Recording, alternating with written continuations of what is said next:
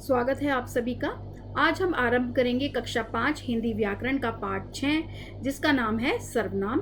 सर्वनाम को अंग्रेजी भाषा में कहते हैं प्रोनाउन। सर्वनाम का शाब्दिक अर्थ क्या है? शाब्दिक अर्थ है सबका नाम। तो जो शब्द संज्ञा के स्थान पर प्रयोग किए जाते हैं उनको हम क्या कहते हैं? उनको हम सर्वनाम कहते हैं। तो सर्वनाम के प्रयोग से क्या होता है कि हम बार बार संज्ञा का जो प्रयोग करते हैं उससे हम बच जाते हैं।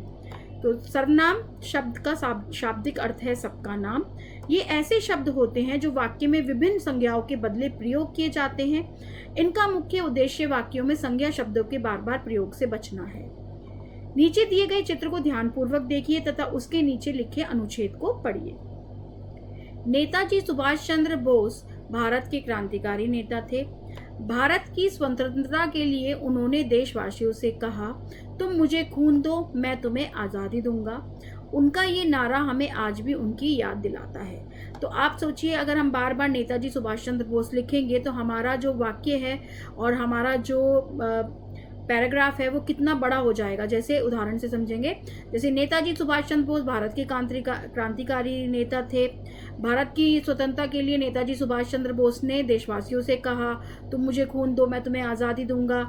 नेताजी सुभाष चंद्र बोस का ये नारा था कि हमें उनका ये नारा, सुभाष चंद्र बोस का नारा हमें आज भी उनकी याद दिलाता है। तो आप देख सकते हैं कि हमारा जो वाक्य है वो कितना बड़ा हो गया। तो हमें अपने जो भी वाक्य को लघु रखना है और अपनी बात पूरी तरीके से कह देनी है। तो हम संज्ञा शब्दों की जगह जिन शब्दों का उपयोग करते हैं उनको हम क्या कहते हैं? सर्वनाम कहते हैं। जैसे कि उन्होंने, तुम मुझे, मैं तुम्हें, उनका, हमें, उनकी, ये सब क्या है? ये सब सर्वनाम शब्द हैं। ऊपर दिए गए वाक्यों में रंगीन छपे शब्द उन्होंने नेताजी के लिए आया है, तुम, तुम्हें देशवासियों के लिए आया है, मैं, मुझे बोलने वाले के लिए नेताजी के लिए आया है, हमें लेखक के लिए और उनका नेताजी के लिए प्रयोग किए गए हैं। ये सभी शब्द किसी न किसी संज्ञा के स्थान पर प्रयोग किए गए हैं। तो ये सब क्या कहलाते हैं? सर्वनाम कहलाते हैं। तो क्या समझ आया हमें? अतः स्पष्ट है कि संज्ञा के स्थान पर प्रयोग किए जाने वाले शब्द सर्वनाम कहलाते हैं। तो सर्वनाम के भेद कौन कौन से होते हैं? सर्वनाम के 6 भेद होते हैं। पुरुषवाचक सर्वनाम, निश्चयवाचक, अनिश्चयवाचक, प्रश्नवाचक, संबंधवाचक और निजवाचक। तो पहले विस्तार से हम पढ़ेंगे पुरुषवाचक सर्वनाम। जो सर्वनाम शब्द बोलने वाले, सुनने वाले तथा अन्य व्यक्ति के लिए प्रयोग किए जाते हैं उन्हें हम पुरुषवाचक सर्वनाम कहते हैं। पुरुषवाचक सर्वनाम निम्नलिखित 3 प्रकार के होते हैं। तो बोलने वालों के लिए, सुनने वालों के लिए या किसी अन्य व्यक्ति के लिए जब हम शब्द प्रयोग करते हैं संज्ञा के स्थान पर, उन सर्वनाम शब्दों को हम पुरुषवाचक सर्वनाम शब्द कहते हैं। और उनके 3 प्रकार होते हैं। उत्तम पुरुष, बोलने वाला अपने लिए जिन सर्वनाम शब्दों का प्रयोग करता है उन्हें हम उत्तम पुरुष के सर्वनाम कहते हैं। जैसे मैं पढ़ने जाता हूँ, हम आज गृह कार्य नहीं करेंगे। ऊपर दिए गए वाक्यों में वक्ता द्वारा अपने लिए तथा हम शब्दों का प्रयोग किया गया है, अतः यह उत्तम पुरुष के सर्वनाम है जिनमें आप अपने बारे में बात कर रहे हैं। मध्यम पुरुष में क्या होता है? वक्ता जिस व्यक्ति से बातें कर रहा है या जो उसकी बातें सुन रहा है उसके लिए जिन सर्वनाम शब्दों का प्रयोग किया जाता है वह मध्यम पुरुष के सर्वनाम होते हैं। जैसे तुम कहाँ रहते हो, आपने निबंध याद कर लिया। तो 2 व्यक्तियों के बीच में जो वार्तालाप हो रही है उनमें जब सर्वनाम शब्दों का प्रयोग किया जाता है तो वो मध्यम पुरुष सर्वनाम शब्द कहलाते हैं। ऊपर दिए गए वाक्यों में वक्ता द्वारा श्रोता के लिए तुम तथा आप शब्दों का प्रयोग किया गया है, अतः यह मध्यम पुरुष के सर्वनाम है। फिर आता है अन्य पुरुष। बोलने वाला जिसके विषय में बातें कर रहा है उसके लिए प्रयुक्त सर्वनाम अन्य पुरुष कहलाते हैं। जैसे वह पढ़ रहा है, वे अपने घर चले गए। तो यहाँ पे हम किसी और व्यक्ति के बारे में बात कर रहे हैं। ये हमने क्या भेद पढ़े थे? पुरुषवाचक सर्वनाम के। ऊपर दिए गए वाक्यों में वक्ता द्वारा अन्य व्यक्ति के लिए वह तथा वे सर्वनाम शब्दों का प्रयोग किया गया है, अतः ये अन्य पुरुष हैं। फिर आता है निश्चयवाचक सर्वनाम। निश्चयवाचक सर्वनाम वह शब्द है जिनसे किसी पास या दूर की वस्तु या व्यक्ति का निश्चयात्मक रूप से बोध होता है। मतलब आप उसके बारे में पक्का होते हो कि ये यही चीज़ है, इसको नहीं बदल सकते। जैसे यह मेरा घर है, तो आप इसके लिए बिल्कुल निश्चय हो, आप इसके लिए बिल्कुल श्योर हो, तो ये निश्चयवाचक सर्वनाम शब्द होते हैं। ये मेरी पुस्तकें हैं, वे पेड़ है, वह तुम्हारा स्कूटर है। तो ऊपर दिए गए वाक्यों में यह, वे, ये है, वे, वह शब्द निश्चयवाचक सर्वनाम है। फिर आते हैं अनिश्चयवाचक सर्वनाम। जैसे नाम बता रहा है कि किसी भी निश्चित व्यक्ति या वस्तु का बोध नहीं होता, वह सर्वनाम शब्द जिससे किसी निश्चित व्यक्ति या वस्तु का बोध नहीं होता, उन्हें हम अनिश्चयवाचक सर्वनाम कहते हैं। जैसे कोई आ रहा है, दूध में कुछ गिर गया है। आपको नहीं पता कि कौन आ रहा है, दूध में क्या गिर गया है, तो वो शब्द क्या है, कोई, और कुछ क्या है, यहाँ पर अनिश्चयवाचक सर्वनाम है। ऊपर दिए गए वाक्यों में कोई तथा कुछ किसी निश्चित व्यक्ति या वस्तु का बोध नहीं करा रहे हैं, अतः ये अनिश्चयवाचक सर्वनाम है। प्रश्नवाचक सर्वनाम। जो सर्वनाम किसी व्यक्ति या वस्तु हेतु प्रश्न पूछने के लिए प्रयोग किए जाते हैं, उन्हें हम प्रश्नवाचक सर्वनाम कहते हैं। जैसे तुम क्या लिख रहे हो, घर पर कौन आया है, इनमें तुम्हारी कौन सी पुस्तक है, ये पुस्तक किसकी है। तो इनमें क्या हो रहा है, प्रश्न पूछा जा रहा है। ऊपर दिए गए वाक्यों में क्या, कौन, कौन सी, किसकी शब्द प्रश्न पूछने का कार्य कर रहे हैं, अतः ये प्रश्नवाचक सर्वनाम है। संबंधवाचक सर्वनाम। वह सर्वनाम शब्द जिनसे परस्पर संबंध का बोध होता है। जैसे जो पढ़ेगा सो पास होगा। तो जो और सो क्या है, यहाँ पर संबंधवाचक सर्वनाम है। जिसकी लाठी उसकी भैंस, जिसकी और उसकी क्या है, यहाँ पर संबंधवाचक सर्वनाम है। ऊपर दिए गए वाक्यों में जो, सो, जिसकी, उसकी शब्दों का परस्पर संबंध है, आपस में जुड़े हुए हैं, अतः ये संबंधवाचक सर्वनाम है। फिर आता है निजवाचक सर्वनाम। जो आप अपनेपन की भावना प्रकट करते हैं, तो वो क्या कहलाते हैं, निजवाचक सर्वनाम कहलाते हैं। जैसे गोपी अपने आप खेत जोत रहा है, यह पत्र मैंने स्वयं लिखा है। तो अपनेपन की भावना आपने प्रकट की है इसमें, तो ये क्या है, निजवाचक सर्वनाम है, जो आप अपने लिए बात कर रहे हो। ऊपर दिए गए वाक्यों में अपने आप तथा स्वयं शब्द कर्ता के साथ अपनापन प्रकट कर रहे हैं, अतः ये निजवाचक सर्वनाम है।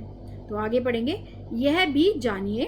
सर्वनाम शब्द स्त्रीलिंग तथा पुल्लिंग दोनों में समान रहते हैं। जैसे अगर हम लड़का शब्द के लिए प्रयोग करेंगे तो सर्वनाम, तो वो बराबर रहेगा वह लिख रहा है। लड़की के लिए भी वह लिख रही है। यहाँ पे क्या होगा, क्रिया बदल जाएगी, पर सर्वनाम शब्द सेम रहेगा, समान रहेगा। और सर्वनाम के एक वचन तथा बहुवचन रूप भी होते हैं। एक वचन रूप है मैं, बहुवचन है हम, तुम, आप, इसे, इन्हें, उसे, उन्हें, वह, वे, यह, ये। तो ये क्या है, ये एक वचन शब्द हैं और ये उनके बहुवचन शब्द हैं। तो इस अध्याय में हमने क्या क्या सीखा, हमने सीखा संज्ञा शब्द के स्थान पर प्रयोग होने वाले शब्द क्या कहलाते हैं, सर्वनाम कहलाते हैं। और सर्वनाम के कितने भेद होते हैं, सर्वनाम के 6 भेद होते हैं। पुरुषवाचक के हमने 3 भेद बताए थे आपको, उत्तम पुरुष, मध्यम पुरुष और अन्य पुरुष। और निश्चयवाचक, अनिश्चयवाचक, प्रश्नवाचक, संबंधवाचक, निजवाचक, ये क्या है, सर्वनाम के भेद हैं। पुरुषवाचक सर्वनाम के 3 भेद हैं, प्रथम पुरुष, मध्यम पुरुष और उत्तम पुरुष। तो आगे हम पढ़ेंगे अभ्यास की ओर। अध्याय में हम इतना ही पढ़ेंगे, आओ करके देखें। तो सही विकल्प पर हमें सही का निशान लगाना है। यहाँ पे 3 विकल्प दिए गए हैं, जो विकल्प सही है आपको उसके आगे सही का निशान लगाना है। संज्ञा के स्थान पर प्रयोग किए जाने वाले शब्द क्या कहलाते हैं, सर्वनाम कहलाते हैं। सर्वनाम का शाब्दिक अर्थ क्या है, सबका नाम। तो दूसरा विकल्प यहाँ पर बिल्कुल ठीक है।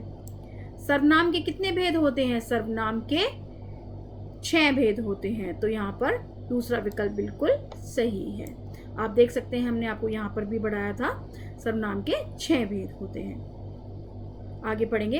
पुरुषवाचक सर्वनाम के भेद होते हैं 3, जो हमने आपको बताया था, उत्तम पुरुष, मध्यम पुरुष और अन्य पुरुष। आगे आता है संबंधवाचक सर्वनाम है जिसकी, उसकी।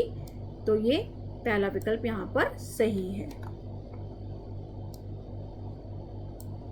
आगे पढ़ेंगे खा प्रश्न की ओर। कोष्टक में दिए गए सर्वनाम शब्दों का सही रूप लिखकर रिक्त स्थानों की पूर्ति करनी है। कोष्टक में जैसे तू दिया गया है तो इसका सही आपको सर्वनाम शब्द लिखना है। यह सब तेरा ही किया धरा है। आगे देखेंगे, जल्दी घर जाना है, मुझे, मैं का दूसरा रूप हम बदल देंगे यहाँ पे सर्वनाम का, तो मुझे जल्दी घर जाना है।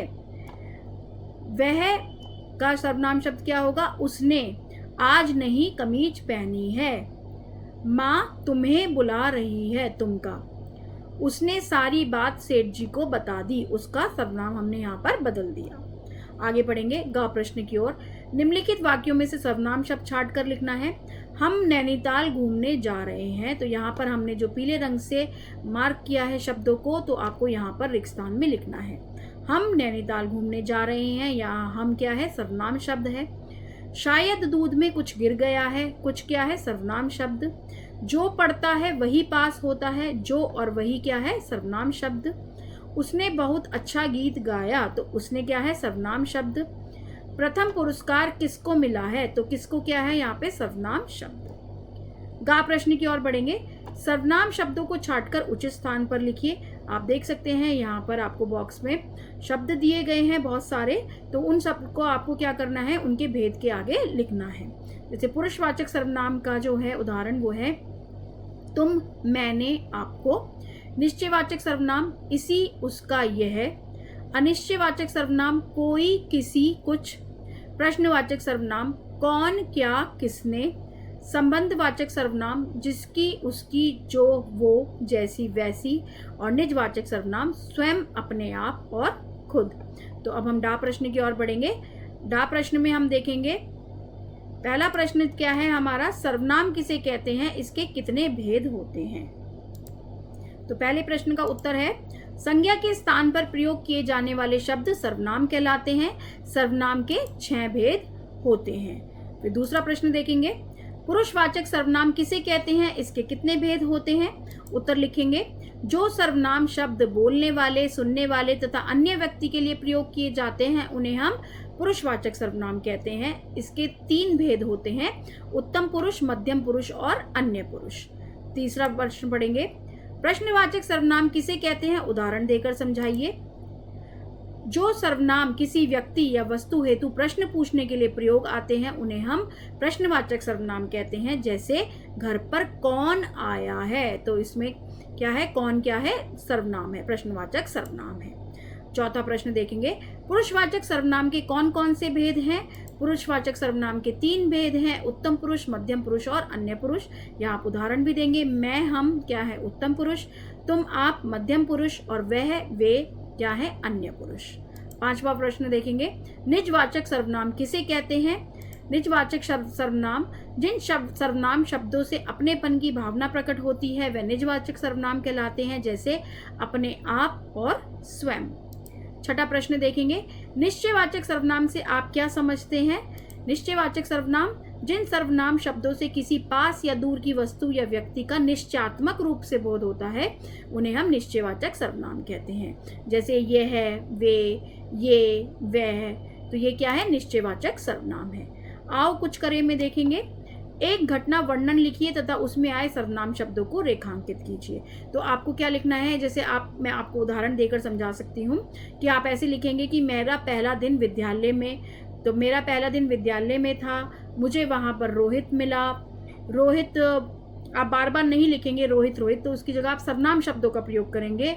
वह खेलने में बहुत अच्छा है, वह फुटबॉल खेलता है, उसको काला रंग पसंद है, उसको नीला रंग पसंद है, कुछ भी आप लिख सकते हैं। तो इस तरीके से आप एक वर्णन लिखेंगे जिसमें सर्वनाम शब्दों का प्रयोग करके उसको रेखांकित करेंगे। तो पाठ 6 में हम इतना ही पढ़ेंगे। आशा करती हूँ आप सभी को समझ आया होगा। बहुत बहुत धन्यवाद।